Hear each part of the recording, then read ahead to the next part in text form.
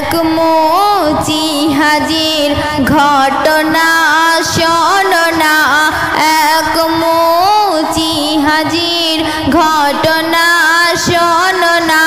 ঠিক মতো দুবেলা তার খাওয়া হতো না, সে কেমন ছিল দিওয়ানা, সে কেমন ছিল দিওয়ানা। আত্মীয় স্বজন বলে শোনো না, কেন তুই ঠাকুর পূজা করিস না। মূর্তি পূজা, মূর্তি পূজা করলে হয় গহনা। আমি যে যাব সোনার মদিনা, এই কথা শুনেই মারে গ্রাম থেকে দেয়।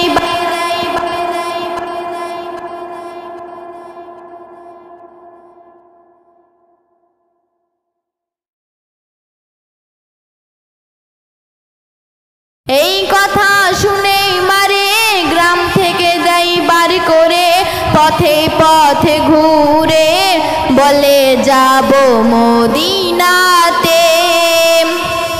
বলে দয়ার নবী তুমি আমার ডাকো না, বলে দয়ার নবী তুমি আমার ডাকো না। চুমে নিব আমি তোমার রওজা ওইখানা, সে কেমন ছিল দিওয়ানা।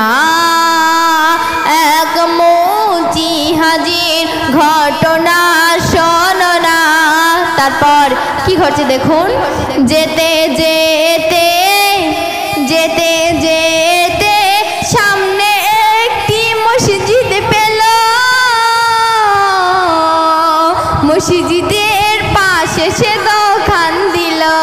আর এক নামাজি, এক নামাজ, এক মুচি হাজির ঘটনা শোনো না, এক মুচি হাজির ঘটনা শোনো না।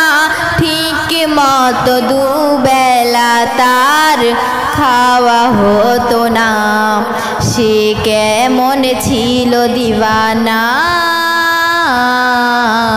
সে কেমন ছিল দিওয়ানা। আত্মীয় স্বজন বলে শোনো না, কেন তুই ঠাকুর পূজা করিস না। মূর্তি পূজা, মূর্তি পূজা করলে হয় গহনা। আমি যে যাব সোনার মদিনা, এই কথা শুনেই মারে গ্রাম থেকে দেয় বার করে। এই কথা শুনেই মারে গ্রাম থেকে দেয় বার করে, পথে পথে ঘুরে বলে যাব মদিনাতে। বলে দয়ার নবী তুমি আমার ডাকো না, বলে দয়ার নবী তুমি আমার ডাকো না।